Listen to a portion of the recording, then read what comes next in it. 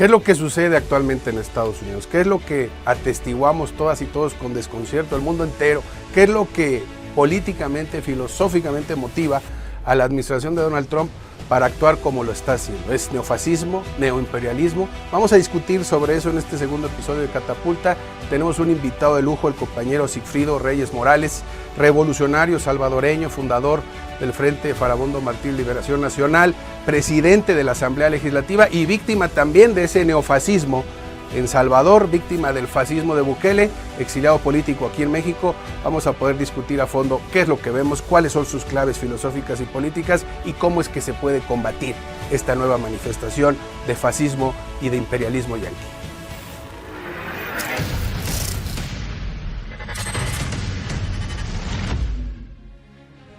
Hoy nos acompaña Sigfrido Reyes Morales, político salvadoreño y miembro del FMLN. Fue presidente de la Asamblea Legislativa de El Salvador entre 2011 y 2015, desempeñando un papel clave dentro del órgano legislativo del país.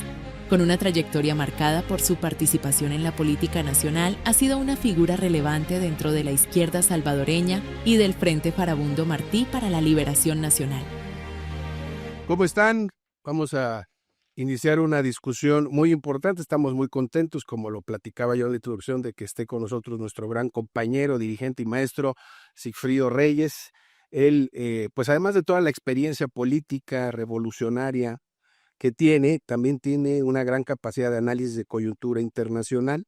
Por eso para nosotros era muy importante que estuviera hoy con nosotros para platicar de un tema que nos tiene desconcertados a millones, algunos más, algunos menos.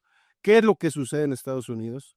¿Por qué actúa de esta manera? ¿Cuáles son las claves políticas, filosóficas? Obviamente hay un cálculo racional detrás de todo lo que sucede. ¿Qué es lo que podemos nosotros empezar a interpretar de esta nueva estrategia de seguridad nacional o de geopolítica de la administración de Donald Trump, Sigfrido? Bueno, primero que todo, gracias por invitarme. Un saludo al público que estará viendo esta transmisión. Vivimos momentos verdaderamente de mucha convulsión, de mucho dramatismo en el mundo. Ya es un año de la administración del señor Donald Trump, que pues prácticamente ha hecho una entrada bastante disruptiva y en algunos momentos violenta al escenario internacional. Y pues cada día nos está recetando con nuevas acciones, casi todas muy agresivas, algunas agresivas en el planteamiento verbal, discursivo, y otras agresivas en el plano absolutamente militar, material. Yo creo que para explicarnos esa conducta hay que partir de que el mundo en los últimos 30 años está sufriendo un reacomodo muy importante. Cuando colapsó la Unión Soviética, el campo socialista, quedó una sola potencia, los Estados Unidos de América. En 1990, 91, pues quedaba claro que había una superpotencia hegemónica.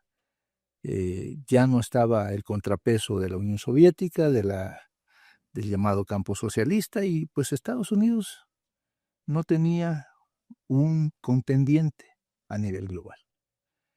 Pero de ese tiempo para acá han pasado muchas cosas. Rusia, la heredera de la Unión Soviética, que quedó muy debilitada en los años 90, tan debilitada, que pues prácticamente cayó en manos del Fondo Monetario Internacional, del Banco Mundial, de las grandes élites financieras del mundo. Y como lo ha dicho en algún momento el ahora presidente de Rusia, Vladimir Putin, hasta la CIA llegó a tener control de los arsenales nucleares de Rusia. Fueron 10, 12 años prácticamente de una situación donde se desmanteló el viejo Estado soviético, privatizaron las grandes empresas, surgió una gran oligarquía, porque se repartieron. Para ti el petróleo, para ti el uranio, para ti la maquinaria pesada, etc. Ahora Rusia se ha recompuesto, volvió a tener una impresionante capacidad tecnológica, científica y militar. Entonces volvió a ser potencia y es hoy por hoy la potencia militar que está prácticamente enfrentando al poderío norteamericano. A eso le podemos sumar China. Entonces estamos hablando de que sí es una reacción, como muchos lo pueden señalar, la actitud hostil, beligerante que se puede notar de esta administración, es una reacción pues a que no saben cómo ir gestionando esa pérdida de poder en la arena internacional. Justamente, China hace 40 años empezaba a despertar después de un largo periodo de retraso y pues prácticamente en cuestión de 40 años China se convirtió en la fábrica mundial y su economía empezó a crecer de una manera impresionante, creciendo a 10% anual, 12% anual. China ya es hoy la segunda potencia económica del mundo y le disputa a los Estados Unidos los principales mercados. Fueron surgiendo otras potencias, llamémosle medianas, ¿no? Irán, Turquía, Brasil con los gobiernos de Lula y del PT, pues de alguna manera se convirtió en un actor de alcance global. Estados Unidos, en todo este proceso, ha venido perdiendo hegemonía, es decir, control. Pasamos de que un bipolaridad primero entre la Unión Soviética, esta dialéctica entre dos polos enfrentados de la Guerra Fría. Cuando sucumbe la Unión Soviética, pasamos pues a una etapa donde de manera unipolar es una nación la que ejerce hegemonía y ahorita podemos empezar a hablar de una multipolaridad nuevamente. Justamente, entonces lo que tenemos sobre la mesa es una disputa entre una visión multipolar, como tú lo has dicho, y otra visión que intenta preservar ese orden hegemónico unipolar de los Estados Unidos. Pero los datos indican que los Estados Unidos viene perdiendo objetivamente la hegemonía. Voy a poner dos datos. Mira, en el año 2000, el 72% de las reservas monetarias mundiales, es decir, todo lo que atesoran los bancos centrales para situaciones de emergencia, para fortalecer su moneda, se guardaban en dólares de Estados Unidos. O sea, en el 2000, en el año 2000. Es decir, de cada 100 dólares, 72, estaban en moneda norteamericana. El resto, pues, en euros, en libras, en francos suizos. El año pasado, 2025, esa cifra había caído a un 55, 56%. Es decir, el dólar, como moneda hegemónica, ha perdido terreno. 16 puntos en 25 años. Te puedo dar otro dato. En el año 2000, 150 países del mundo tenían a los Estados Unidos como su principal socio comercial. Es decir, el 80% de los países del mundo. Estados Unidos era su principal comprador o su principal proveedor. 25 años después, pues el año 2025, apenas un 30% de los países tienen a Estados Unidos como su principal socio. Yo creo que esos dos datos que das son demoledores. Entonces, ¿cuál es la reacción? Para responder a tu pregunta inicial. La reacción de la élite, llamémosle más ultraderechista, y yo diría de ribetes fascistas de los Estados Unidos, es la agresividad. O sea, vamos a responder con agresividad. Con beligerancia. Con beligerancia, vamos a demandar que las cosas ya no sigan así como se están desarrollando. Y a eso pues responde entonces esta política tan agresiva, tan violenta por ratos de la administración Trump. Vemos cómo en un año han convertido prácticamente la política comercial en una estrategia de guerra. Sí, la integración económica como un instrumento de subordinación, Sí, ¿no? y si lo dicen claramente. y de castigo. Y de castigo. Y de castigo. Y yo creo que debemos de pasar al análisis de esa estrategia, porque sin ambages lo manifiestan en su estrategia de seguridad nacional que publicaron el año pasado. Creo que es un documento muy esclarecedor. Algunos dicen que el imperio nunca había sido tan honesto como lo es ahora en esta beligerancia, y en ese documento estrategia que me gustaría que pudiéramos analizar un poco, claramente hablan ellos del corolario Trump, o sea, la doctrina Monroe.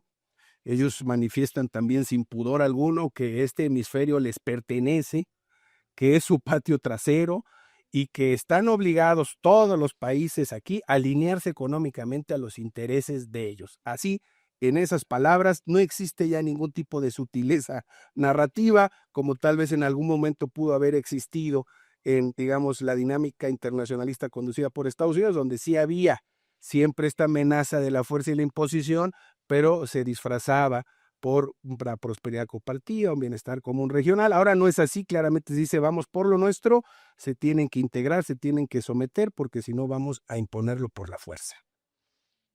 Estados Unidos, pues según su dinámica de gobierno, cada gobierno tiene que presentar una estrategia de seguridad nacional. En noviembre pasado presentaron la estrategia del gobierno Trump. Y en resumen, lo que la estrategia dice es que primero, Estados Unidos no reconoce el derecho internacional. Lo único que reconoce son sus intereses.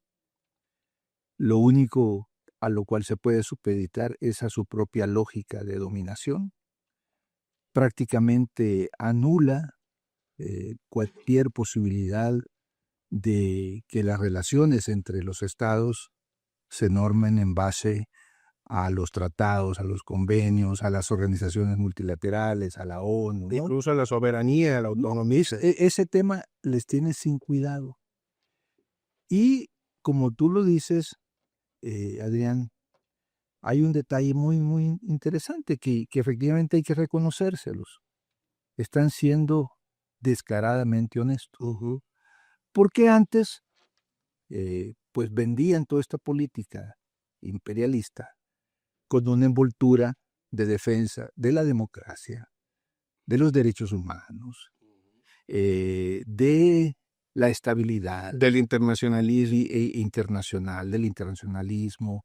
Decía la administración Biden, el mundo se tiene que guiar por reglas, por normas. Claro, suena muy bien eso, ¿no? Claro, lo que no decían era nuestras reglas, nuestras normas, porque al final tú tienes que, ya sean demócratas o republicanos los que gobiernen, el enfoque imperialista de su política exterior sigue siendo lo mismo. En el caso de Trump y sus acólitos, son descaradamente honestos, inmensamente cínicos. Es decir, yo voy por Venezuela no por un tema de derechos humanos, de elección, no, voy por petróleo. ¿Sí? México, ¿por qué me interesa? Bueno, porque México tiene litio, tiene petróleo, tiene mares. Ahí viene el renombrar el Golfo de México como el Golfo de América, etc. Dicho, a propósito, importante destacar, el pasado 2 de febrero, Donald Trump emitió un mensaje para celebrar la victoria militar de Estados Unidos sobre México, que se consumó con los tratados de Guadalupe Hidalgo. El mensaje de Trump es en esa línea, extremadamente franco. Les quitamos 1.350.000 kilómetros cuadrados. Primer punto. Segundo punto, la providencia fue la que nos guió para llegar hasta el Océano Pacífico.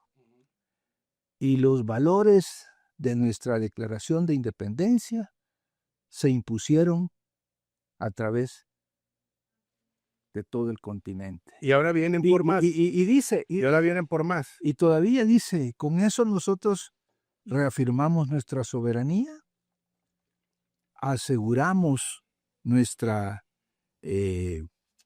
control territorial y nos defendimos de México que nos estaba agrediendo. En ese sentido, yo creo que vale la pena, entonces llevas muy bien la conversación hacia uno de los puntos específicos. La estrategia, por supuesto, de Estados Unidos la manifiesta en su estrategia de seguridad nacional, corolario Trump para la doctrina Monroe. Este es nuestro hemisferio, este es nuestro patio trasero, la integración económica vía subordinación y todo tipo de relación comercial como un instrumento más para dominar, para imponer, y siempre obviamente la amenaza, sino de la intervención militar.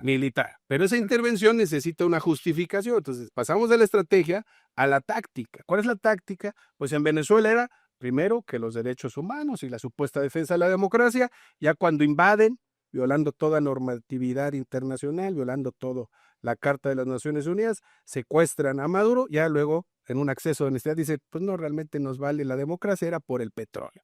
Y la misma narrativa se empieza a implementar en México, y aquí es donde tenemos que profundizar mucho, Sigfrido, te lo pido por favor, Sí. para generar debate y consenso, porque lamentablemente hay mucho, obviamente la reacción en México está dispuesta a rendirle vasallaje a cualquier potencia extranjera que los ayude a posicionarse en el concierto político nacional, lo cual obviamente es traición a la patria. Ellos activamente están yéndose a rendir a los pies del Departamento de Estado, me refiero al PRI y al PAN, porque de esa manera ellos generan un cálculo político para fortalecerse al interior. Y el debate ahorita es ese, porque ellos podrán ser traidores a la patria como siempre lo han hecho, pero el tema es si la ciudadanía, la sociedad, el pueblo mexicano se los va a permitir. Y hay un debate al respecto. Hay quienes se van con la finta de esta falsa narrativa de que Trump va a combatir los cárteles y pedir el trasiego de drogas. Es falso. Ese es el pretexto bajo el cual quieren ellos introducirse, justificar acciones militares en nuestro territorio nacional con fines específicos. No tiene nada que ver con el combate a las drogas. Y yo creo que eso es lo que tenemos que debatir. A Estados Unidos no le importa combatir el trasiego de drogas. La DEA gestiona, controla el trasiego de drogas. Es un negocio que tiene muchísimos beneficiarios y muchos de ellos están de aquel lado de la frontera. No son cárteles mexicanos, de entrada hay que aclararlo, son cárteles binacionales, porque es absurdo pensar que una persona en la Sierra de Culiacán tiene la capacidad de mandar miles de toneladas y de lavar miles de millones de dólares desde su casa o desde un rancho. Entonces, este pretexto que Trump busca instrumentalizar, o esta estrategia de combate a las drogas, no es más que eso, buscar el pretexto perfecto para invadir, para poder incluso ingresar tropas o hacer acciones de bombardeo como lo hizo en Venezuela, con fines específicos. ¿Tú cómo ves eso? Hace 10 días, más o menos, apareció ya un segundo documento oficial del gobierno de Estados Unidos. Se le llama la Estrategia de Defensa Nacional, que viene a operativizar la doctrina de seguridad nacional que oficializaron en noviembre. En esa estrategia de defensa nacional, Estados Unidos, el Pentágono, que antes se llamaba Departamento de Defensa, Trump lo rebautizó y ahora se llama Departamento de Guerra, para que nadie se equivoque, se plantean 4 objetivos. El primer objetivo, que parecería lógico, entendible, es defender nuestra patria. Bueno, pues cualquier Estado pues tiene esa obligación. Lo que sucede es que para ellos defender su patria implica operaciones de ataque a grupos que ellos consideran enemigos y que en el fondo es atacar a terceros países. El primero de ellos, México. Porque en la defensa de su país ya no hablan simplemente de una defensa de sus fronteras, con ejército, con armamentos, sino de operaciones ofensivas en terceros países. bajo el pretexto del narcotráfico, bajo el pretexto de las migraciones, bajo el pretexto del terrorismo. Entonces, está bien claro que para ellos defender su país es agredir a terceros países. Y dentro de Estados Unidos, perseguir a nuestros hermanos migrantes. Sí. O sea, la visión migratoria de este grupo fascista que se ha tomado el poder en Washington es perseguir al migrante como que fuera un enemigo. Y lo justifican ideológicamente como la defensa del país. Al migrante se le cataloga como un delincuente, como una amenaza, a veces hasta terrorista. Hoy en día hay 70,000 migrantes detenidos en las cárceles del ICE. Sí.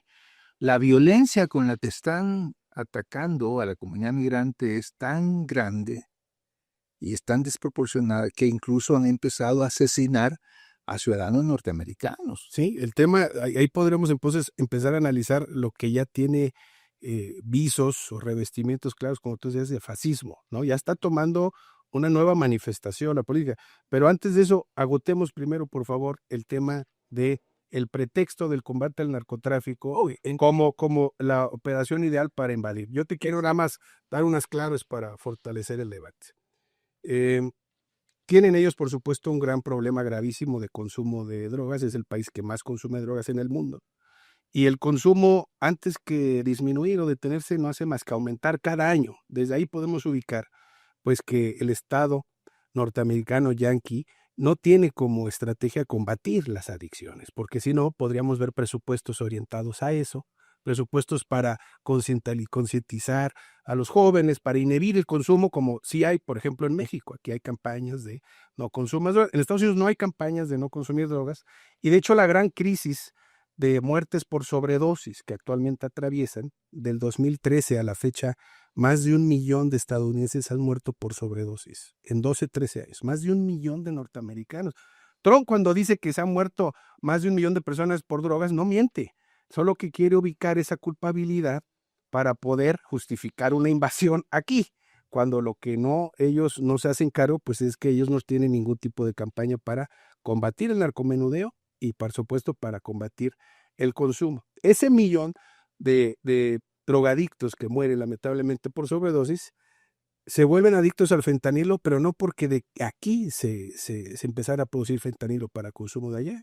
Inicia y está más que documentado por una crisis de consumo de opiáceos que generan las mismas farmacéuticas de Estados Unidos, porque tú podías comprar Oxycontin y este tipo de opiáceos fuertísimos en cualquier farmacia del país, y está también acreditado que muchos doctores y las farmacéuticas deliberadamente le estaban recetando estos medicamentos a la gente para volverla adicta, para tener un lucro desmedido multimillonario en función de las drogas más fuertes, con permiso de la FDA, que es el órgano regulador. Y cuando el órgano regulador dice, no, esto ya está muy grave, la gente se está muriendo, y prohíben esos medicamentos que hasta entonces eran legales, pues los adictos, que ya eran cientos de miles, deben de buscar cómo poder satisfacer su adicción. Y entonces es cuando se genera, fieles a las reglas del capitalismo, como ellos mismos defienden, pues ante esa demanda empieza a existir una oferta.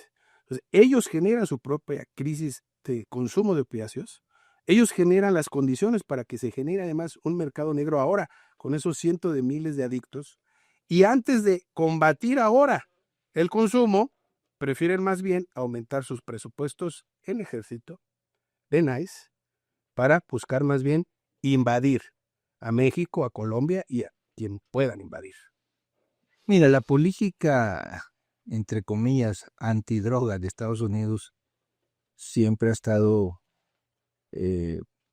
revestida de una tremenda hipocresía, de una doble moral.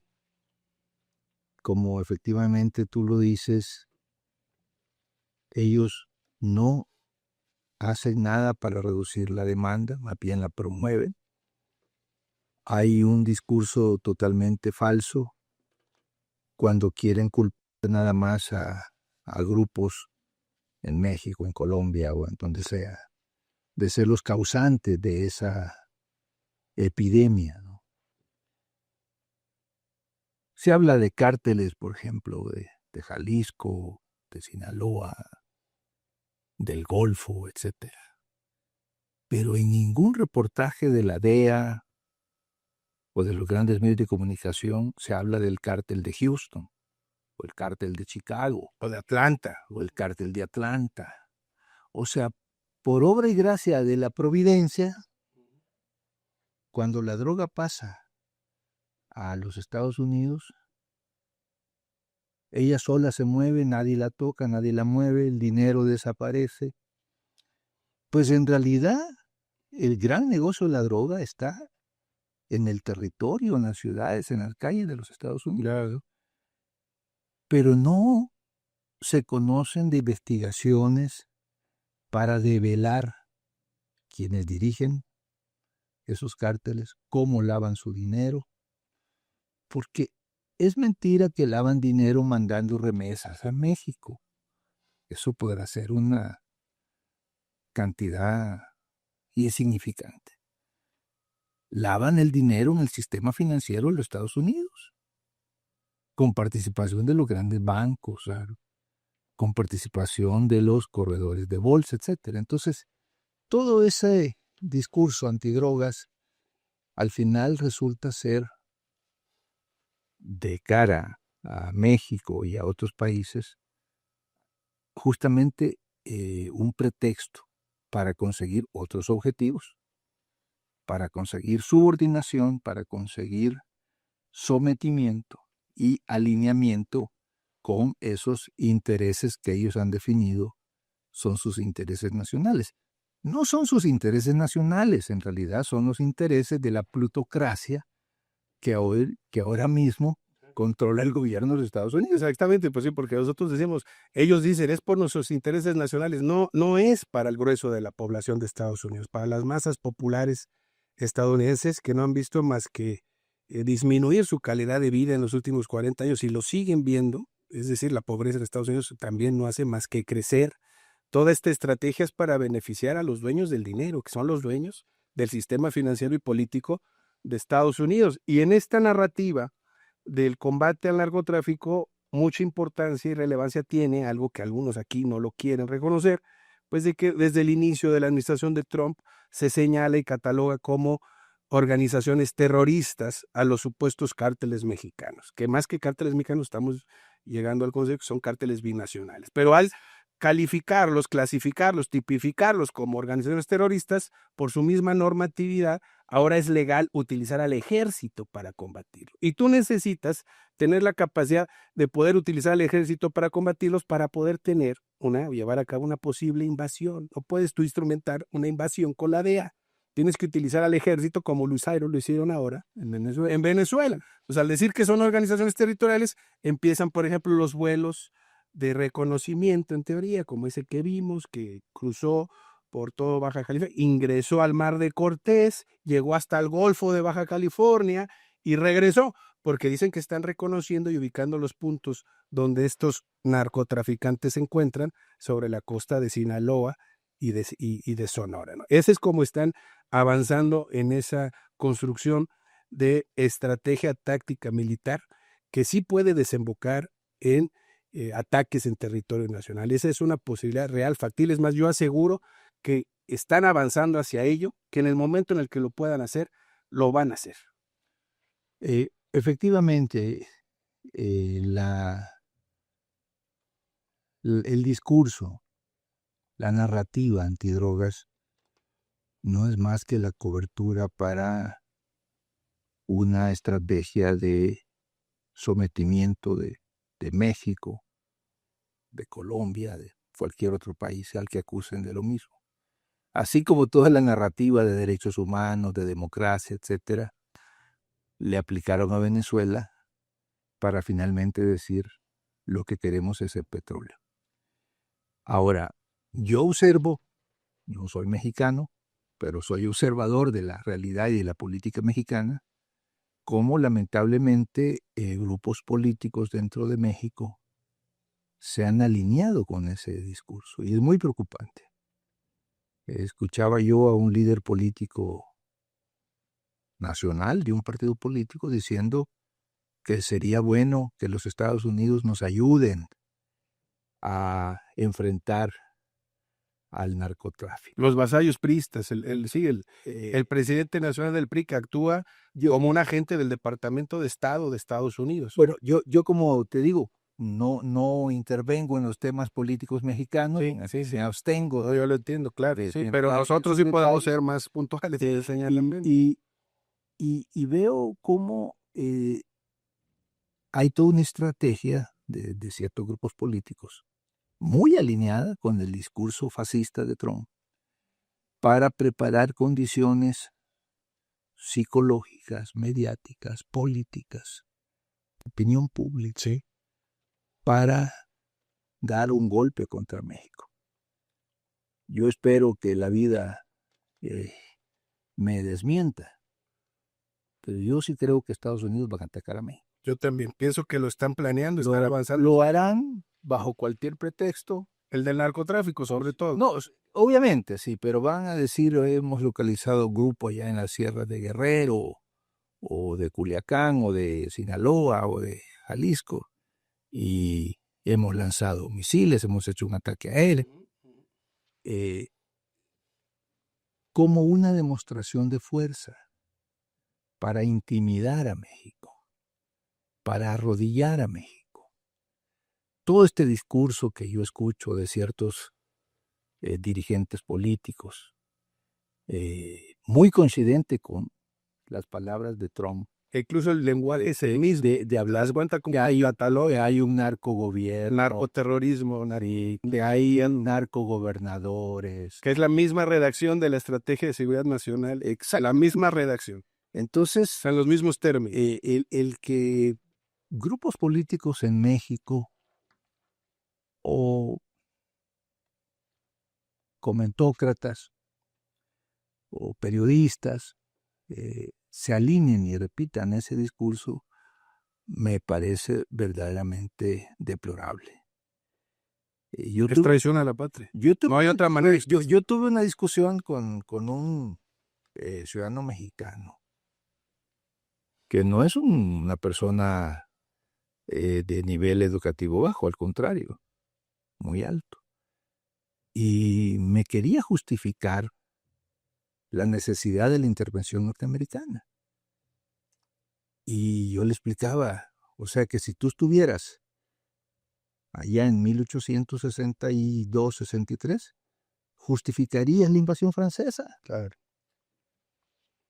Y me dijo, es que sí, me dijo, es que los franceses y en particular Maximiliano trajeron grandes avances para México.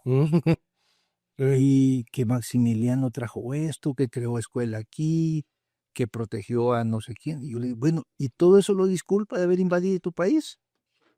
Sí, ¿no? O sea, lamentablemente, observo, repito, yo no soy mexicano, yo soy un observador de la realidad mexicana, que lamentablemente hay sectores políticos, empresariales algunos tal vez, que están deseando una operación de golpe o de invasión a México. Por eso es tan Igual importante. me parece tan antipatriótico. No, deleznable y es traición a la patria. Por eso es tan importante estos esfuerzos para primero generar el debate y luego avanzar en un consenso de defensa de la soberanía nacional. Sí, por supuesto que hay una élite política y empresarial que busca activamente, deliberadamente, la invasión de Estados Unidos para poder defender sus intereses y sus privilegios que han sido obviamente menoscabados por este movimiento popular democrático que ha construido una redistribución de la riqueza más justa y que avanza en un proceso de auténtica horizontalidad. Esos intereses están realmente ya muy acorralados y no les queda más que eso, ir a pedir la participación de príncipe extranjero, como lo hizo la reacción en los años 60 del siglo XIX. Yo quiero aprovechar que estás aquí, yo quiero exponer mi tesis central sobre cuál sería el objetivo de una invasión norteamericana en este punto, porque la gente diría, bueno, fueron a Venezuela por petróleo, ¿qué vendrían a México? Bueno, existe, pienso yo, además de lo que tú ya decías, de tener obviamente una relación asimétrica permanente, de empezar a tratarnos como colonia, por todo lo que eso le podría facilitar en el contexto geopolítico, pero yo siento que hay un punto específico que ellos consideran y que sería el objetivo de la invasión. Desde 1857, cuando se da la conflagración civil, la guerra civil de los 3 años, la guerra de Reforma, cuando Benito Juárez, en una situación tan desesperada y tan difícil, busca tener ingresos para poder sostener la estabilidad constitucional frente a la reacción que da golpe de Estado, se da estos diálogos de lo que luego se conoció como el acuerdo, el tratado Ocampo-Maclean-Ocampo. Mientras la reacción activamente buscaba volvernos colonia de España nuevamente, porque ellos estaban buscando un acuerdo con Europa, con quien se dejara, España y Inglaterra, para volvernos colonia, Benito Juárez tuvo que empezar a hacer acercamientos con algunos países para hacerse de recursos. Busca a Estados Unidos, Miguel Lerdo de Tejada va como enviado de la patria y busca conseguir préstamos de Estados Unidos usando como aval los terrenos que se le estaban quitando a la iglesia por las leyes de reforma. Estados Unidos dice, no, yo no quiero tus tierras, pero hay 2 cosas que me importan mucho. Una, el paso del istmo de Tehuantepec, y otra, el Golfo de Baja California, el Mar de Cortés. Finalmente avanzan en la propuesta formal de que se les dejara pasar, tuvieran un salvoconducto y bajo el pretexto de defender sus propiedades y su comercio, pues tener presencia militar permanente, es lo que buscaban en el istmo, y donde buscaban lo mismo era también en el Golfo de Baja California. Ya no necesitan el istmo, porque ya está el Canal de Panamá, pero el Golfo de Baja California sigue siendo para ellos un punto estratégico. Yo mantengo que la invasión, la posible invasión de Estados Unidos, tendría ese como su objetivo final. Bombardearían Arizona y Culiacán bajo el pretexto de combatir el narcotráfico y exigirían tener una posición permanente naval de ellos, un puerto en el Golfo de Baja California, para que pudieran sacar todo el gas shale que tienen en la cuenca pérmica de Texas, Nuevo México, Arizona. De Arizona al Golfo de Baja California es una distancia muy pequeña y con un gasoducto poderla sacar ahí. Y bajo el pretexto de cuidar y de combatir el narcotráfico, justificar una presencia, una base militar estadounidense como nunca ha existido en México, como sí existe en Colombia y en otros países, la primera base militar estadounidense permanente para poder estar sacando en buques de gran escala el gas shale que producen en la cuenca pérmica. Ese es el punto que busca Donald Trump en este momento. Es hacia dónde quieren avanzar, bajo el pretexto de combatir el narcotráfico. Mira, Estados Unidos difícilmente está en condiciones como para invadir un país. No pueden invadir Venezuela, mucho menos pueden invadir Irán. México no creo que estén en condición de invadirlo, porque invadir un país es una operación militar que involucra centenares de miles de efectivos. Me parece que su estrategia está más enfocada a dar golpes de efecto y generar terror para someter a un país. Me parece que eso es lo que están aplicando en Venezuela. Dieron un golpe, demostraron superioridad militar, demostraron control de la situación desde el punto de vista táctico militar. Pero meterse a Venezuela, pues lo veo muy remoto. México peor. Pero sí, golpes quirúrgicos que sean como un latigazo. O sea, te voy a estar castigando si no te sometes a mi política, a mi agenda.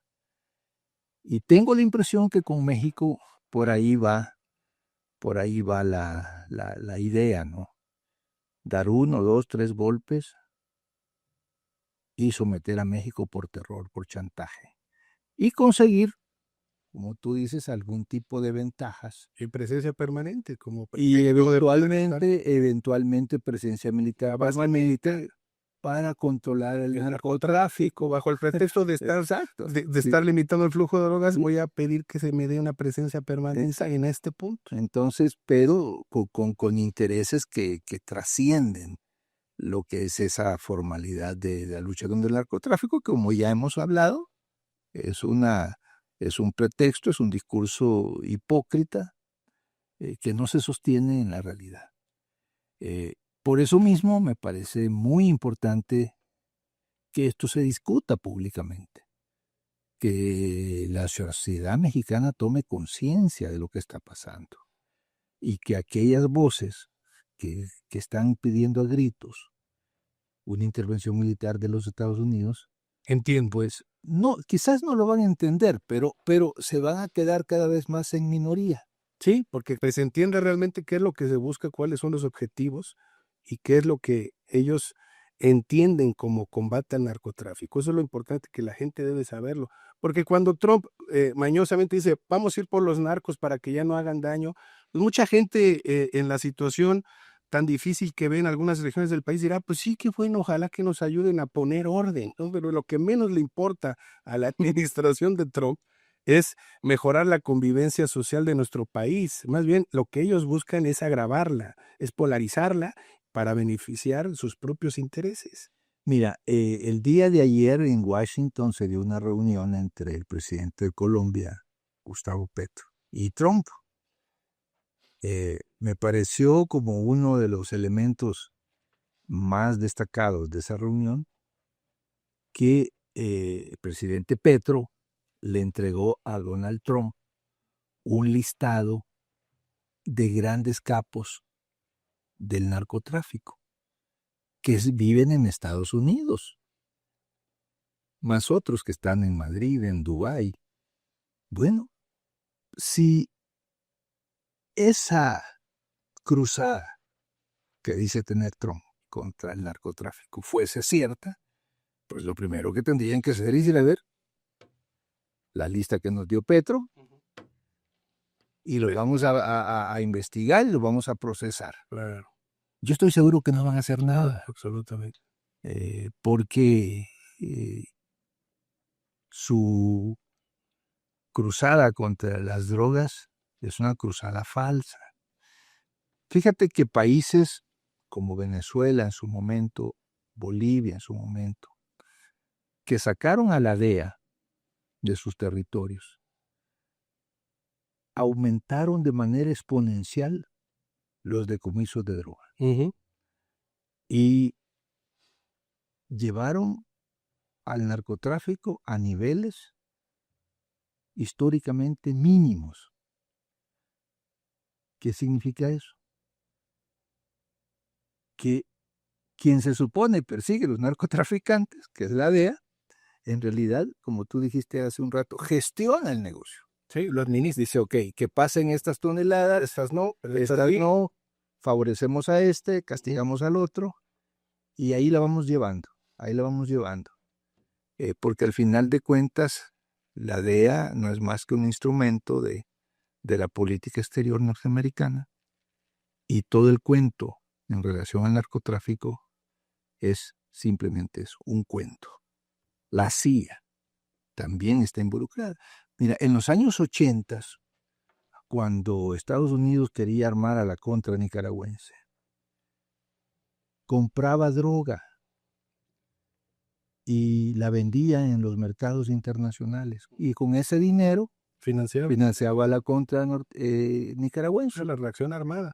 Eso lo siguen haciendo. Por supuesto, ya no en Nicaragua, posiblemente ahora lo hacen con otros países, pero esa narrativa está más que demostrado que es una narrativa engañosa. Y un elemento más para poder clarificar hasta qué punto llega esta gestión que la DEA hace del trasiego de drogas internacional, pues es la política de delaciones y de entregas pactadas que la DEA instrumenta permanentemente con los capos de la droga, mexicanos y latinoamericanos. Ellos, lo que queda claro es que la DEA tiene contacto permanente con los capos, hasta por mensaje de WhatsApp pueden estar dialogando cotidianamente al punto que pueden convencer a uno de los hijos del Chapo Guzmán de entregarse, pero no solo entregarse él, sino secuestrar a su padrino, al compadre de su papá, al socio del AMPA, del que era uno de los grupos criminales más sólidos, entregarlo, que se entreguen los dos para pactar sentencias reducidas de los dos juniors del Chapo Guzmán. Esa estrategia perversa que no ha generado más que un derramamiento de sangre en Culiacán que a la fecha no tiene fin, porque lo que hicieron fue fragmentar la convivencia de un grupo que tenía una base social tan amplia, dividirla en dos y que a la fecha ha significado miles de muertes, ocasionadas, y lo digo con toda responsabilidad, por una estrategia de delación y entrega pactada de la DEA, desde allá. Todas esas miles de muertes son responsabilidad de la DEA. Y eso que hicieron ahí lo han hecho muchas otras veces. Uno de los hijos del Mayo no estuvo más que 10 años en la prisión, porque no hizo más que generar acuerdos con la DEA que a la fecha siguen vigentes. Es decir, la DEA conoce perfectamente quiénes son los criminales que se dedican a esto, saben dónde están, y ellos van decidiendo quién les sirve y quién no les sirve. Y cuando no les sirve, los invitan a que se entreguen o a que delaten a sus compañeros de la... Te voy a poner un ejemplo que creo que el público lo entenderá, porque es un ejemplo muy fresco, es un ejemplo además muy figurativo. Mientras Donald Trump y sus secuaces, Marco Rubio, Pete Hegseth, que es el del Departamento de Guerra, y otros, acusaban a Nicolás Maduro de encabezar un cártel de narcotráfico.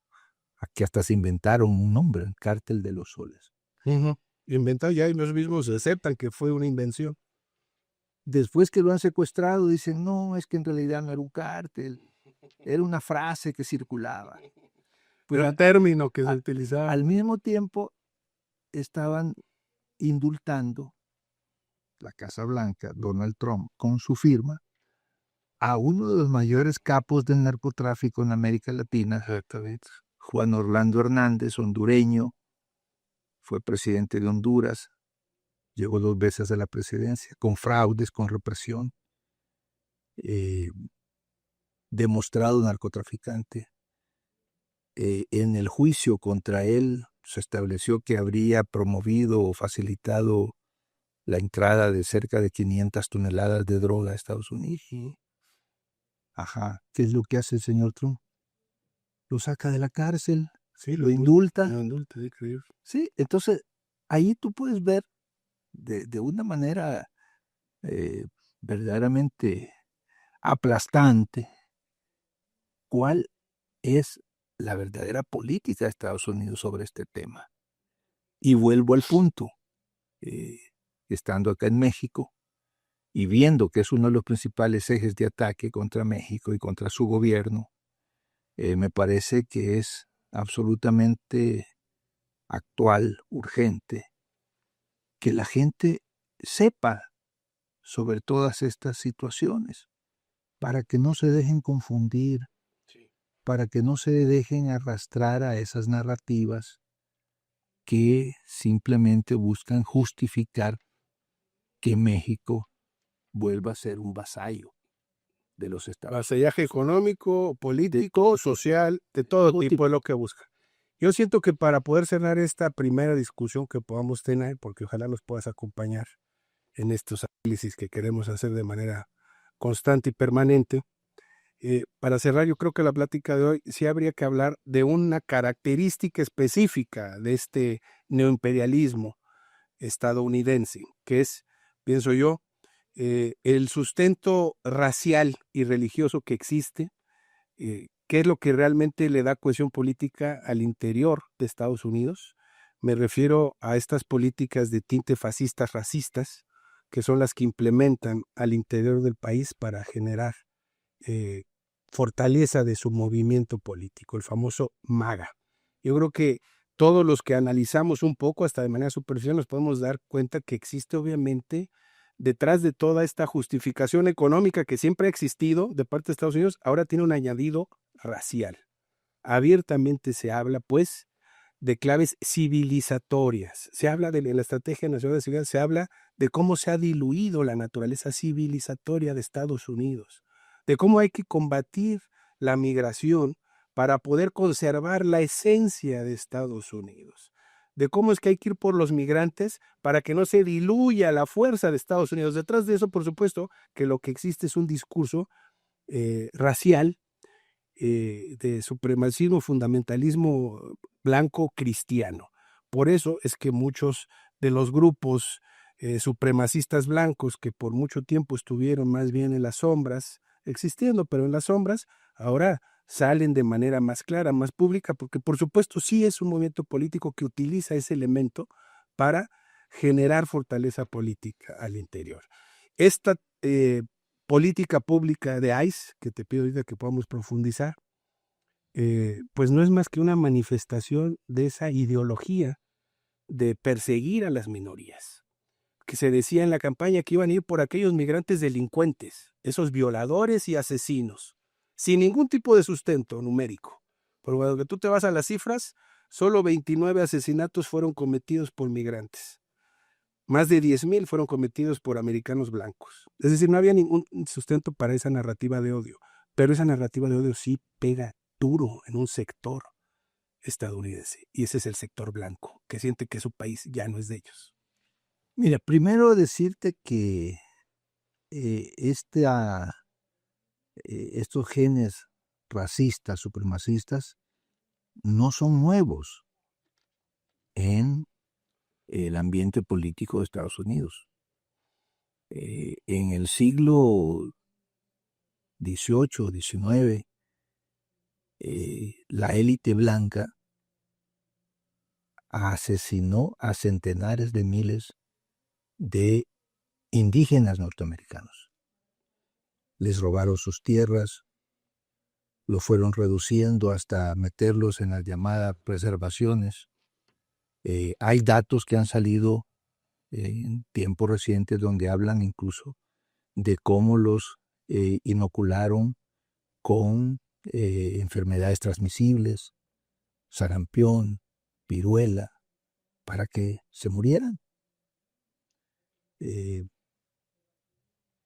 Después vino toda esta época horrible de la esclavitud, donde sometieron a millones de seres humanos comprados, más bien no comprados, secuestrados en África, y que luego eran vendidos para que se pudieran cultivar los extensos campos de algodón en el sur de los Estados Unidos. El racismo es como parte esencial de la genética política de Estados Unidos. Yo tuve oportunidad una vez, Adrián, de estar en un evento donde estuvo el presidente Carter, ya fallecido, y me impresionó una frase que dijo él. Dice, nosotros, los blancos, con un poquito que nos rasquemos la piel, ahí está el racismo. Aunque tengamos a veces un discurso progresista, pero en el fondo el racismo está interiorizado. Sí. Ahora, lo que vemos ahora, pues es como una de esas expresiones más violentas, más radicales, más fascistas en el sentido auténtico de la palabra. Porque los fascismos suelen apelar a ese tipo de narrativas. ¿Quién es el enemigo? Tienen que buscar un enemigo. Hitler, ¿a quién buscó enemigo? Decía, no, son los comunistas, los socialistas, los sindicalistas y los judíos. Hay que acabar con ellos. Porque nosotros, decía, somos una raza superior. Somos una raza privilegiada, blanca, ojos azules, rubios. Mussolini dijo, no, aquí los enemigos son los comunistas y los sindicalistas. Y todos aquellos que no sean italianos, que vienen de la época imperial de Roma. Lo que hace Trump y sus secuaces es una adaptación del siglo XXI en la sociedad norteamericana de buscar un enemigo, primero que sea débil, porque el migrante está en una situación de desventaja. Muchos no hablan el idioma, no tienen papeles, una gran cantidad de ellos. Casi todos son de bajos ingresos, o sea, gente débil, gente expuesta, vulnerable. Y vuelcan hacia ellos no solo el discurso de que son violadores, de que son delincuentes, sino que crecientemente la violencia, el castigo. No les importa nada. Están incluso capturando niños de 5 años. La fuerza como una necesidad que un sector de la población ve como necesaria para poner orden, aunque no saben ni describir bien cuál es el orden que buscan, pero esas manifestaciones de fuerza. El movimiento maya que tú mencionas, que es como la base social de Trump, es un perfil de estadounidense, generalmente blanco, de bajo nivel educativo. Gente que además es más del ambiente rural. Sí. Y antiguos obreros que perdieron sus trabajos. Esa es la base social del trumpismo. Por supuesto, al lado y junto está la gran plutocracia.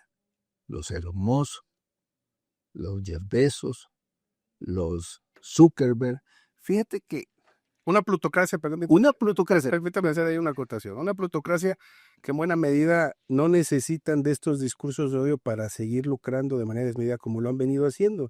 Hemos dicho aquí que los intereses económicos de Estados Unidos no se han movido un ápice. Siempre ha sido la misma estrategia de buscar subordinación económica. Lo que está modificándose es la estrategia y la táctica. Ya no habrá este discurso sofisticado, ya no habrá este respeto, a supuesto respeto al derecho internacional. Al interior de Estados Unidos ya no habrá esta narrativa de multiculturalismo que por los últimos 30 años hasta los republicanos, los demócratas generaban un aparente consenso social donde Estados Unidos es la mejor patria del mundo y cabemos todos, los negros, los blancos, etcétera. Ahora lo que vemos es una reacción de ese sector blanco que dice, no, este no es un país multicultural, este es un país blanco. Y lo empezamos a ver en declaraciones cada vez más honestas. J.D. Vance hace un mes dijo, los blancos ya no tienen que disculparse de ser blancos. Ese es un mensaje muy claro. Cuando ellos dicen clave civilizatoria, cuidan mucho no decir que somos un país blanco y cristiano, pero toda la redacción del documento va orientado a eso, que este es la esencia de Estados Unidos como un país blanco y cristiano, y que la debilidad que tenemos como país, la pérdida de competitividad que tú al inicio explicaste muy bien, que la pérdida de calidad de vida, pues es una consecuencia de que se ha diluido esa esencia de país cristiano blanco, es decir, que es culpa de los migrantes, de los distintos, de los otros. Por eso es que la política pública de persecución a migrante mediolais es una política claramente xenófoba, como la hemos visto en otros momentos de la historia, pero ellos hacen una apuesta política clara, que con este sentimiento nacionalista blanco pueden fortalecer su movimiento. Pienso que no les está saliendo tan bien como pensaban, pero la apuesta fue esa y la apostaron con todo.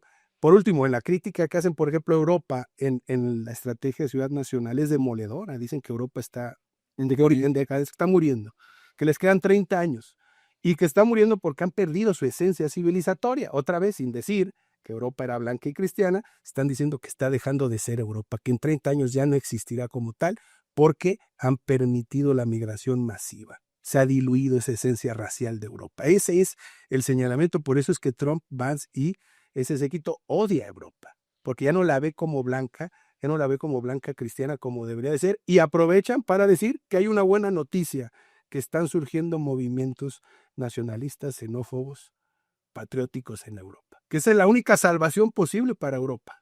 Mira, en realidad estos tipos son una contradicción en sí mismo, porque Donald Trump, sus orígenes están en Alemania y en Escocia. O sea, de norteamericano o de estadounidense, pues creo que él es la primera generación. Está casado con una mujer de Eslovenia, migrante, que por cierto, las investigaciones establecen de que usó sus influencias para que pudieran nacionalizar a sus padres. El señor vicepresidente Vance, ¿con quién crees que está casado? Sí, con una mujer de la India. La India, sí. Que a él le cuesta más trabajo estas contradicciones en las que cae. Sí, es terrible porque cuando tú empiezas y mueves un poquito la paja y ves el trigo, pues estos tipos son Incongruentes. incongruentes. Por otro lado, la economía de los Estados Unidos necesita desesperadamente mano de obra fresca. Las tasas de natalidad entre los blancos son muy bajas. Entonces, ese ejército de reserva que decía Marx, ¿dónde lo encuentra? El lumpenproletariado. Sí, en los migrantes. Sí. Los migrantes. Que son absolutamente necesarios para la economía. Que los migrantes en Estados Unidos digan este día no trabajar, Se paraliza. ese país se para. Sí, eso es lo que se debería estar construyendo, pues eso allá, huelga general Entonces, de los migrantes. Tú puedes ver cómo otros países menos xenófobos, o yo diría más inteligentes, están adoptando un enfoque totalmente distinto. La semana pasada, España inició el camino de la legalización de todos los migrantes que no tienen papeles, más de 500,000, porque reconocen que sin esos ecuatorianos, bolivianos, colombianos, mexicanos, gente de África, gente del mundo árabe, España no podría funcionar. Entonces, en lugar de irse por la vía represiva, fascista, dijeron, es la realidad. Sí. Claro, fue un logro de la izquierda, un logro de la izquierda que dijo, oye, Pedro Sánchez, ¿quieres que seamos tus aliados? Pero tienes que conceder esto. Y negociaron y lo lograron. Luego hay otro elemento que tú mencionabas, el elemento religioso, que creo que hay que profundizar un poquito más. No es simplemente un cristianismo en el sentido como lo conocemos. El movimiento que le da la base social a Trump es un movimiento cristiano fundamentalista, sionista. Creo que no hay que descuidar ese pero en buena dimensión. Es que es muy curioso cómo los cristianos fundamentalistas desde el inicio han sido sionistas. Sí. ¿Por qué? Porque para ellos era, pues sí, muy bien, sí, tengan su país y váyanse para allá todos ustedes y ya no estén aquí en Europa. Entonces no estamos hablando, porque debe quedar muy claro, que los cristianos apoyan a Trump. No, es una línea de un cristianismo fundamentalista, pentecostal, sí, sionista, sí, que defienden a Israel, sí, que juran que Israel es la tierra prometida y que el pueblo de Israel es el pueblo escogido de Dios. Pero sin analizarlo ahí, porque aceptar eso sería ya una negación de su propia creencia religiosa. Yo creo que el análisis no llega a eso. Se vuelve, sí, porque se vuelve ya más bien un lobby político económico que logra generar una narrativa. Porque aquí hay detrás otro elemento que poco se dice.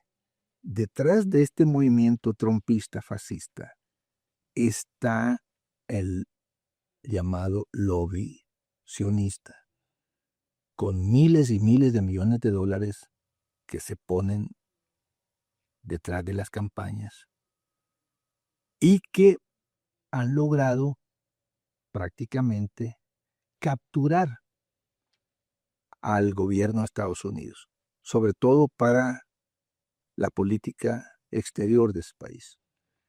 El sionismo ha sido extremadamente hábil y hoy es muy poderoso en Estados Unidos, a tal punto que no hay una gran decisión del gobierno de Estados Unidos que no pase por la aprobación de los jerarcas sionistas en Estados Unidos y en Israel. Sí, ahí deberíamos de dedicar un capítulo entero a analizar esa connivencia, esa alianza estratégica entre el cristianismo fundamentalista y el sionismo.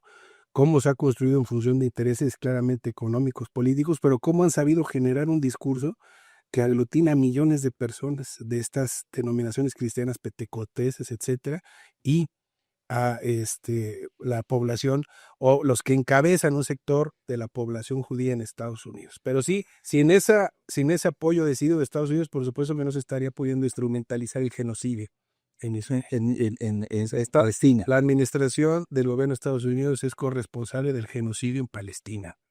Absolutamente. Y ves algunas situaciones, como por ejemplo esta intención de atacar a Irán, donde claramente se ve la huella de Netanyahu, la huella del sionismo, que quieren eliminar a lo que posiblemente hoy por hoy es el único estado en esa región que cuestiona al sionismo. Porque los demás países árabes, de una manera u otra, se someten. Han ido encontrando ahí un espacio de convivencia, ¿no? Con Irán no han podido. Ahora, al final de esto, también hay unas buenas noticias, que creo que es importante ponerlas sobre la mesa.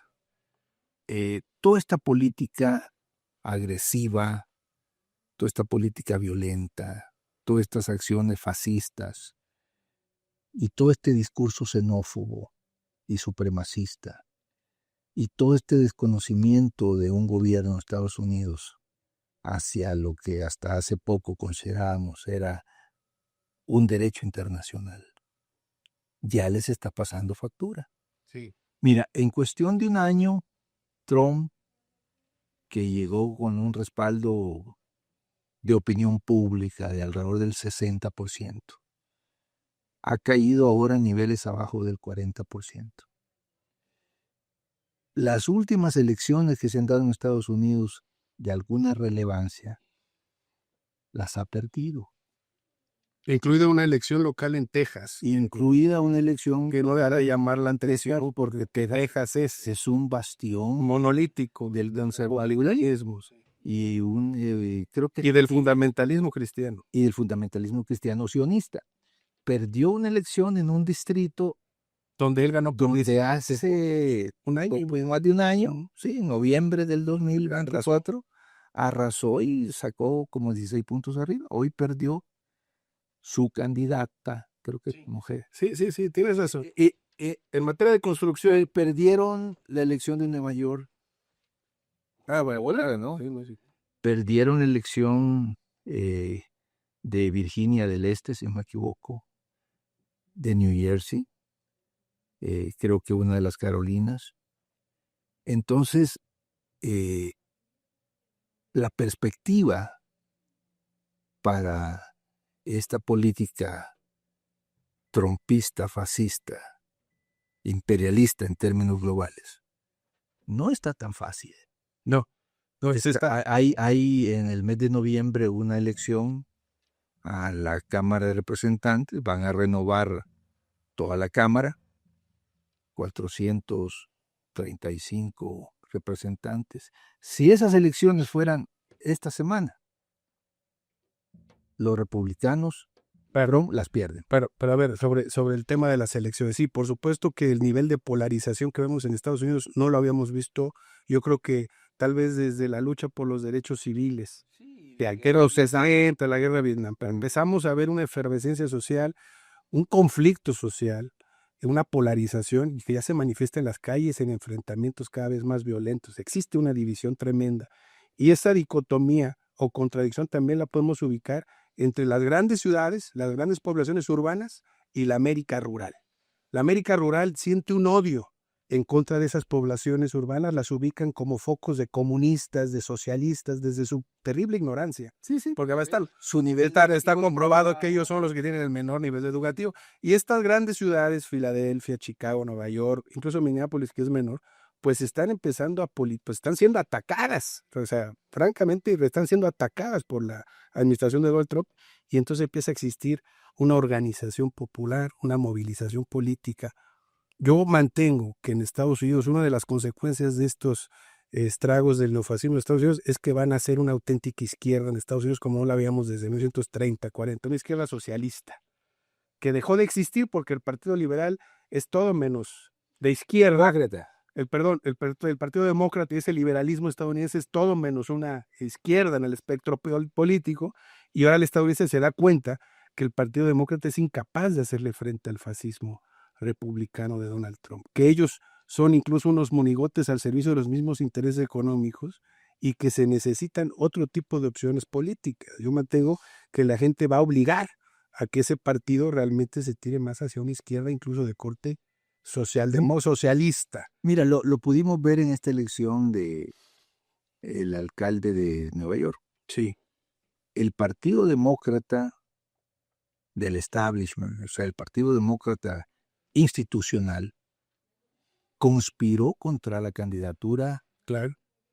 Buscaron frenar por dos sí, pusieron otro candidato, recogieron plata para que se hiciera contracampaña. O sea, Sí. no podemos esperar mucho del Partido Demócrata. No, del establishment del No. Partido Demócrata. Es un partido igualmente del Conservador, imperialista, por supuesto. procio. Solo con otros matices, por supuesto. Pero lo que estamos viendo ahora sí es un proceso de radicalización. Y sí están surgiendo corrientes políticas como la de Zoran Mandani, que se declara socialista, demócrata. Es musulmán, Hijo de migrantes. hijo de migrante, o sea, es todo lo que no quiere Trump y los ultraconservadores. Y ganó por una diferencia abrumadora. Claro, Nueva York es Nueva York, es una ciudad donde la gente pues tiene niveles educativos más altos, tiene una tradición liberal de décadas. El mismo Partido Demócrata, a mi juicio,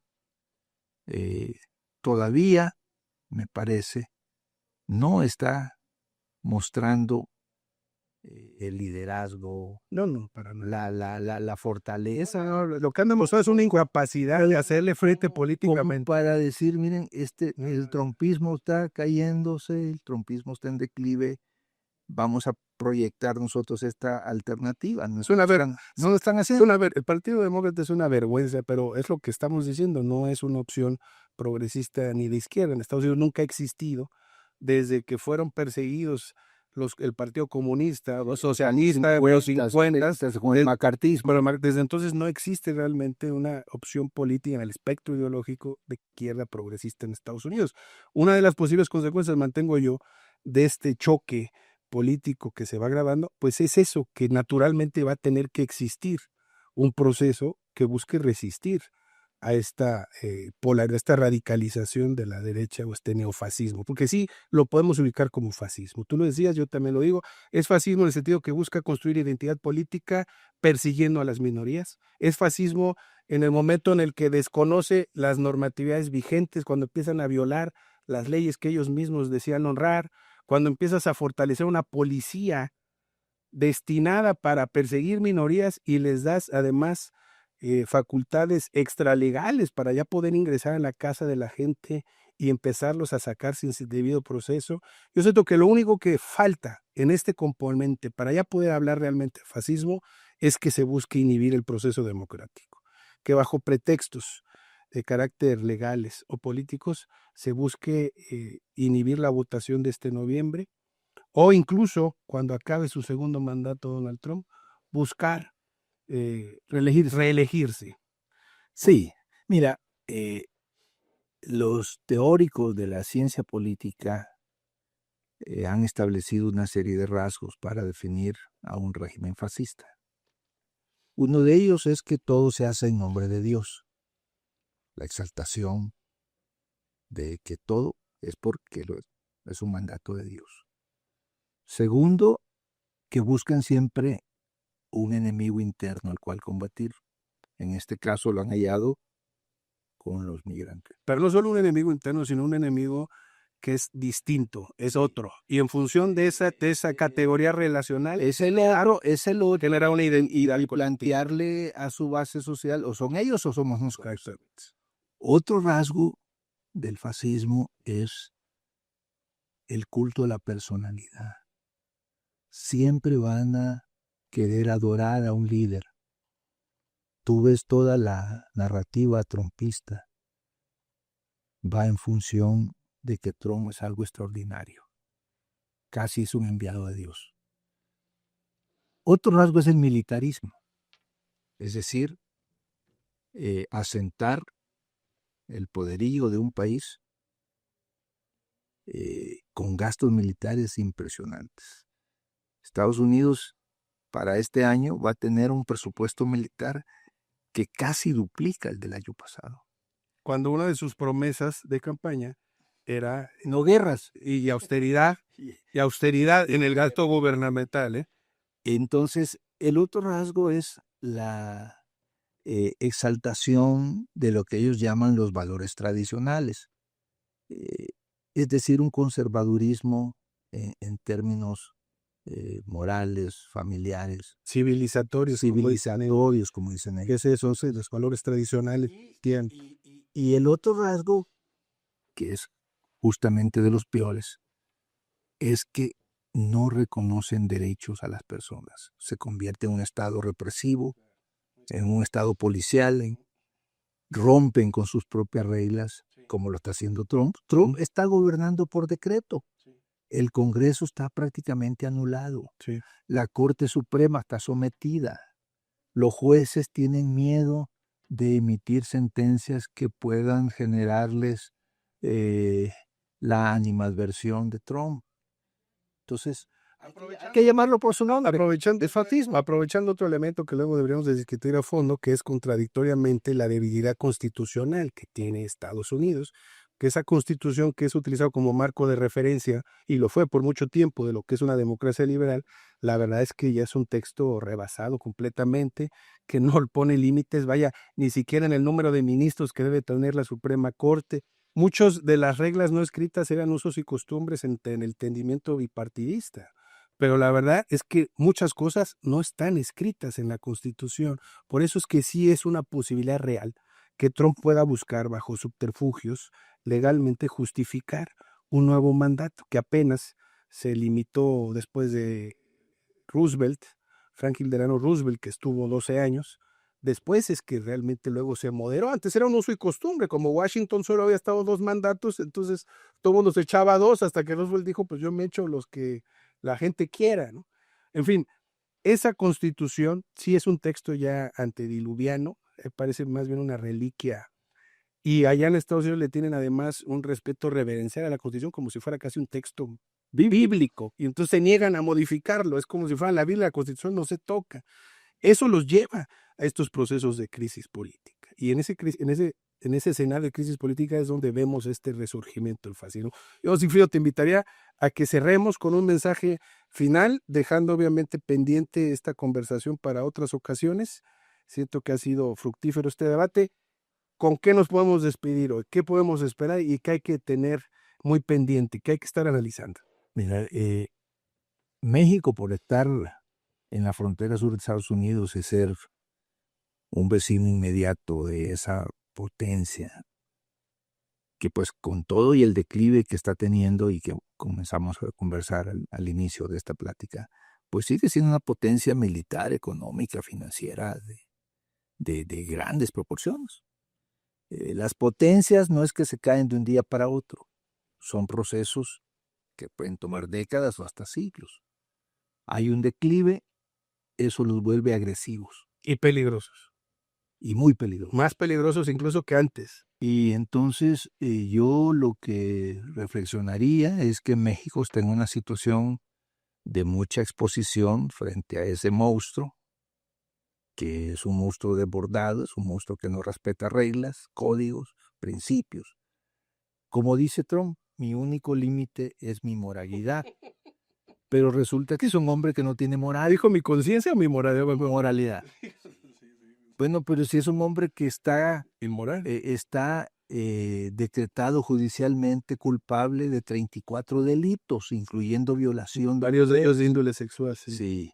Y que todo indica de que hay otros delitos que pueden surgir, incluso violación de niños y niñas, con todas estas revelaciones que se están haciendo en torno a esta figura de Epstein.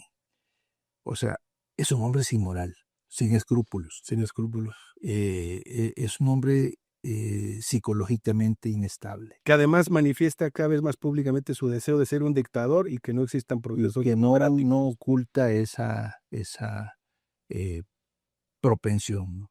Entonces México está en una situación de mucha exposición, pero al mismo tiempo yo, si fuera mexicano, yo diría, no puede ser que México se someta de una forma tan fácil y alegre a estas pretensiones imperiales. México tiene que jugar un papel digno y la sociedad mexicana se tiene que unir frente a esta amenaza. Es una real amenaza.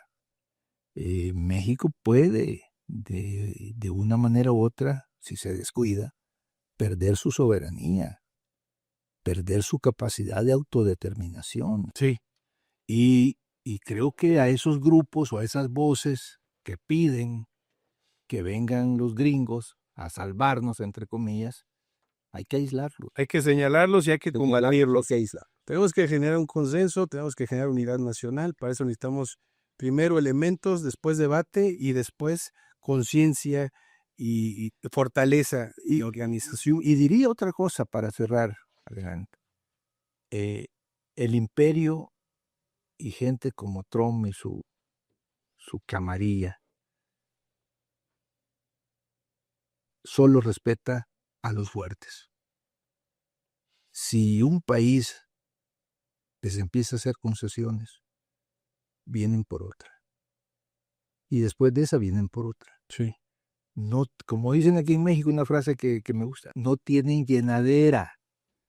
Entonces, creo que México ante ese dilema tiene que mostrar firmeza, tiene que mostrar que hay acá una gran reserva de dignidad, hay una gran reserva de amor por su patria. Sí. Y que solo así entiende Trump. Mira, ¿por qué no se deciden a atacar Irán? Porque Irán les dice, es que yo les voy a responder, no me voy a quedar así nomás. ¿Por qué respetan a China? ¿Por qué respetan a Rusia? Claro, allá hay otros factores militares, ¿no? Pero, insisto, el camino de las concesiones te puede llevar a terminar entregando tu soberanía. Por eso reconocemos y apoyamos el papel de nuestra compañera presidenta que ha tenido que estar toreando estos embates neofascistas, neoimperialistas. Lo ha hecho de buena manera, pero tenemos que generar, construir a toda costa unidad nacional. Y sí, nuestra gran fortaleza es la dignidad del pueblo mexicano, la gran reserva moral que tenemos, y estamos seguros que somos muchos más los que estamos dispuestos a defender la dignidad de la patria. Sigfrido, te agradecemos muchísimo por esta plática que fue muy buena y nos vemos pronto por acá. Esta es tu casa. Nos vemos pronto en otro episodio de Catapulta.